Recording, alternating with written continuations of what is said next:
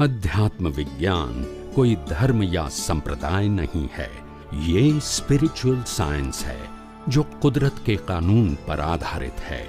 ये विज्ञान पूरे ब्रह्मांड के सभी रहस्यों को उजागर करता है और जीवन के सभी पहलुओं को समझने के लिए एक नई दृष्टि देता है।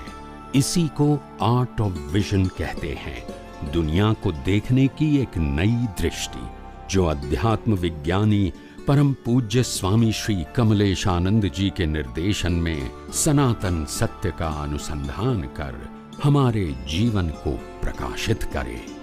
जय सच्चिदानंद। कर्म एक जन्मना कर्म ज होय छे के બધા જન્મોના કર્મ જુદા જુદા જન્મોના કર્મ એટલે કે એક જ જન્મમાં બધા કર્મો આવી જાય ના ભગવાનના સમજો કે સામાન્ય રીતે અત્યારે જે કર્મ ભોગવીએ છે એ પાસ્ટ બર્થના છે। એ પાસ્ટ બર્થના કર્મો જ આ અવતારમાં ભોગવીએ છે। પણ જે કર્મો એવા છે કે જે કર્મો ભોગવવામાં સહાયક નથી પણ નવા કર્મો બાંધવામાં સહાયક છે, એ કેટલાય અવતારોથી છે।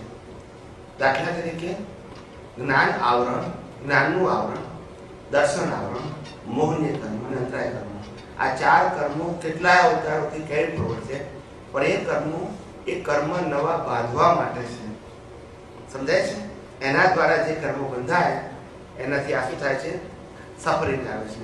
એ સફરિંગમાં ચાર પ્રકારના કર્મો છે: નામ કર્મો, ગોત્ર કર્મો, વેદનીય કર્મો અને આયુષ્ય કર્મો। આ ભોગવટાના કર્મો એક જ અવતારના છે, ખ્યાલ આવે? પણ મિથ્યા જ્ઞાન, મિથ્યા દર્શન અને મોહનીય કર્મો જે છે એક અનાદિ અવતારના છે। એટલે કુલ 8 પ્રકારના કર્મો છે। કેટલા? એમાં 4 પ્રકારના કર્મનો સ્ટ્રોક કેરી ફોરવર્ડ થયા કરે છે। 4 પ્રકારના કર્મો ઓનલી ફોર સફરિંગ।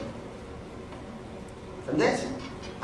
ઘણી વખત એવું હોય છે કે હમણાં સ્પાર્કમાં એક નાનું બાળક 5 વર્ષનું, એને કેન્સર એને કેન્સર થયું અને કેન્સરમાં એ બાળક બિચારું મરી ગયું, તો એનું કેવું કર્મ હોઈ શકે? એવું હોય કે કર્મ છે ને એ મા બાપનું સફરિંગ, છોકરાનું નહીં। છોકરો તો બેભાન અવસ્થા જેવો કહેવાય, ખ્યાલ આવે? પણ સફરિંગ મા બાપનું।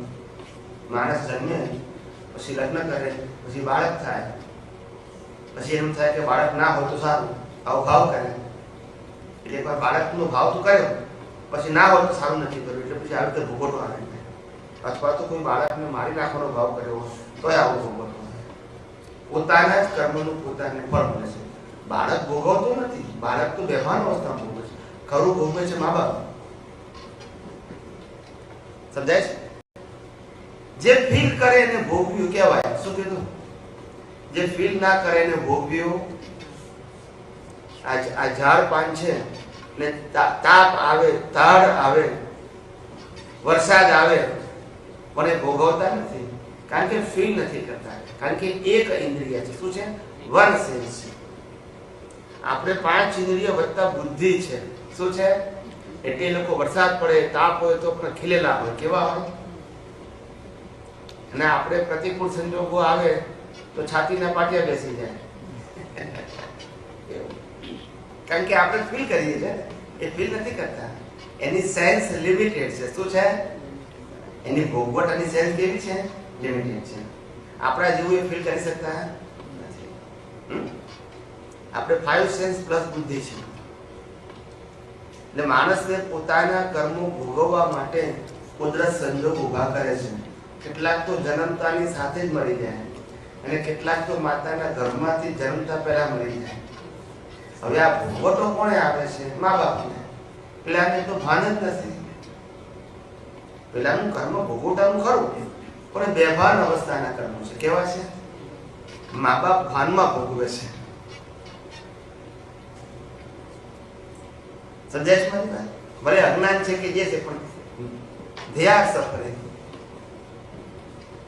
આવો એટલે જે ભોગવે છે એનું કર્મ છે। સમજાય છે? પૂછો એવું પૂછે? કોઈ બીજાને લીધે પણ આપણે અમુક કર્મ ભોગવવાનું થાય? બીજાના લીધે ના કે પોતાના જ કર્મ પોતે ભોગવે છે। નિમિત્ત તો ગમે તે હોય, નિમિત્ત પછી રસ્તામાં ચાલતો પગ લપસી જાય. ભોગો તો આપણે આવે ને.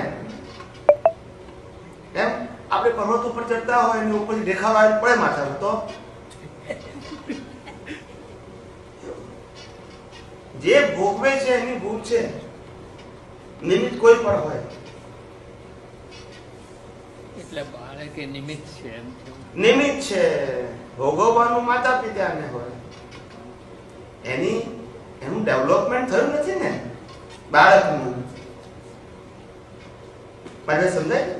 ભલે મૃત્યુ એનું થયું પણ સફરિંગ મા બાપને હોય. તમે નથી જોતા કે મારો 18 વર્ષનો 20 વર્ષનો મેચ્યોર છોકરો કે છોકરી એક્સપાયર થઈ ગઈ, હવે આટલો મોટો કર્યો હોય લાગણી સાથે, એને એકદમ આવું થાય તો મા બાપ ફીલ કરે જ ના કરે. છોકરો અફકોર્સ કરે 18-20 વર્ષનો, પણ એ ઓછું કરે. પણ સૌથી વધારે કોણ કરે? મા બાપ કરે. કારણ કે એને અપેક્ષાથી મોટો કર્યો છે ને. બરાબર છે? અને પછી એકદમ અપેક્ષા તૂટી જાય તો શું થાય? ઇફેક્ટ થાય ને. એવી રીતે એટલે જેનો જેવું કર્મ છે એવું ભોગવટો આવે. નિમિત્ત ગમે તેવું. ઘણી વખત લોકો સુસાઇડ કરે છે તો એમાં કોના કર્મો? એના જ કર્મો. કોનો ભોગવટો? કારણ કે એ કરે એની પાછળ ભોગવવાનું આખા ફેમિલીને જ હોય છે. પેલો મરી જાય એ એના કર્મોનો હિસાબ, ને મરવાના આધારે જે કનેક્ટેડ વ્યક્તિ હોય એ એમનો હિસાબ. સમજાય છે? પેલો મરી ગયો એનો હિસાબ તો ખરો ને. પણ એનો હિસાબ ત્યાં એન્ડ આવી ગયો ના, આ લોકોનો હિસાબ શરૂ થયો. ખ્યાલ આવે કે તે ઘરમાં હસબન્ડ કે વાઈફ એની કિંમત ક્યારે સમજાય? ના હોય ત્યારે. હોય ત્યારે તો કશું નહીં. ઘર કી મુર્ગી તાલ. ના હોય ત્યારે ખબર પડે કે ભાઈ હતા ત્યારે શું કરતા હતા. એ ના હોય ત્યારે જ ખબર પડે કે એમાંનું કશું કામ થાય નહીં. ત્યારે ખબર પડે કે શું કામ કરતા હતા. સમજાય છે? એમ કોઈ પણ વ્યક્તિની વેલ્યુ ત્યારે જ સમજાય એની એબ્સન્સમાં, પ્રેઝન્સમાં ના સમજાય. એટલે આ બધા કર્મના ભોગવટા જ છે બધાના. અને કર્મો બધા અજ્ઞાનતાથી જ બાંધેલા છે. કોઈ જાણી બુજીને કર્મ બાંધતા નથી, પણ એની પાસે સૂઝ નથી, સમજ નથી, દ્રષ્ટિ નથી, એટલે આવા કર્મો બાંધી નાખે છે ડ્યુ ટુ સર્કમસ્ટાન્સીસ. અને પછી જ્યારે ભોગવટો આવે છે ત્યારે ખબર પડતી નથી. ત્યારે એમ કે મેં ભાઈ કશું નથી કર્યું તોય જો ને ભગવાને મારો છોકરો લઈ લીધો. તો ભગવાન તો નવરા છે, એક રીતના ભેગા કરવા માટે તો લઈ જાય છે. એનું આયુષ્ય પતી ગયું. પણ માણસ એ રીતે આરોપ મૂકે પછી એવું છે. એ અજ્ઞાનતા છે. શું છે પોતાની ભૂલ માટે ભોગવટો આવે છે. આપણે ઇન્ડિયામાં ટ્રેનમાં મુસાફરી કરતા હોય અને આપણા ખિસ્સામાં પાકીટ હોય અને પાકીટની અંદર 25,000 રૂપિયા હોય અને પેલો ચોર કાપી જાય તો કોની ભૂલ? આખી આ ટ્રેન હતી એમાં 10,000 માણસો હતા. એમાં આપણું ખિસ્સું કેમ ખબર? આપણે નથી SMS કર્યો, નથી WhatsApp કર્યો, નથી ઈમેલ કર્યો, નથી મોબાઈલ કર્યો, તો એ કેમ ભેગો થયો? હા, સમજાય છે? 10,000 માંથી આપણને લોટરી કેમ લાગી? કઈ હિસાબ છે? લેનારો ભલે લઈને ખુશ થઈ ગયો, પણ ભોગવનારો હિસાબ છે ને. એ તો અત્યારે 25,000 રૂપિયા લઈ એ જલેબી ફાફડા ખાતો હશે. ભોગવે છે કોણ?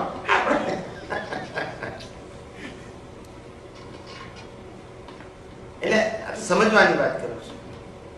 એટલે આ આખું લાઈફ સમજવા જેવું છે. C when you know the law of karma, તો તમને આ બધું જ ખ્યાલ આવે કે આ જગત શું છે, કેમનું ચાલે છે, આ બધા વ્યક્તિઓ શું છે, આ રિલેશન શું છે, આ પાપ પુણ્ય શું છે, મારું આયુષ્ય શું છે, હું શું છું, આ બધું ખબર પડે. આખું સાયન્સ છે.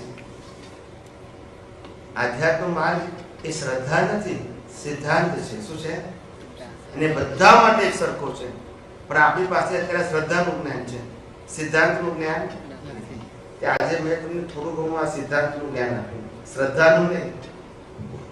ખ્યાલ આવે? અને આ જ્ઞાન બધા માટે કેવું હોય? એક જ સરખું હોય. એ ના માને તોય લાગુ પડે, માને તોય લાગુ પડે. કારણ કે કુદરતનું કાનૂન તમારી માન્યતાઓ પર ચાલતો નથી. તમે ના માનો તો ગુનો કરશો તો ફળ આપશે, નહીં માનો તો સમજાય. આપણે નક્કી ના કરવું પડે કે આપણે ક્યાં જવાનું, કુદરત નક્કી કરે તમારા કર્મને આધારે. કોઈ કહે કે મારે પશુ યોનીમાં જવું છે, કોઈ કહે, કોઈ એવો ભાવ કરે કે મારે નરગતિમાં જવું છે. ના, કર્મને આધારે કુદરત નક્કી કરે કે એની ગતિ ક્યાં આપવી. Nature will decide it as per your karma. સમજાય છે? એટલે નરક ગતિએ છે, દેવલોકે છે, પશુ યોનિએ છે અને મનુષ્ય ભવ. ચારે ચાર યોનિ છે ને ચારે ચાર યોનિની અંદર એના સ્ટાન્ડર્ડ પ્રમાણે આપણો બર્થ થાય છે. સમજાય ને? આ બધા લોકોને બુદ્ધિથી ના સમજાયું એટલે કીધું કે સ્વર્ગ ને નરક બધું અહીંયા જ છે. શું કીધું? બુદ્ધિથી ના સમજાય તો શું થાય? દેવલોક નરકલોક એ બુદ્ધિથી દેખાય નહીં. જ્ઞાનીઓને આખું આ જગત જેમ છે તેમ દેખાય, તત્વની ભાષામાં, સિદ્ધાંતની ભાષામાં. સમજાય છે? એ આખું દેખાય એટલે જેમ છે તેમ ડિસ્ક્રાઇબ કરે. શાસ્ત્રમાં શું લખ્યું છે એની સાથે એમને કોઈ લેવા દેવા ના. એ ખોટું છે એવું પણ ના કહે. એ બધું બાળ ધર્મો છે. કયા ધર્મો છે? બાળ ધર્મો. એ જ્ઞાન ધર્મો નથી, સમજણ વગરના. કેવા?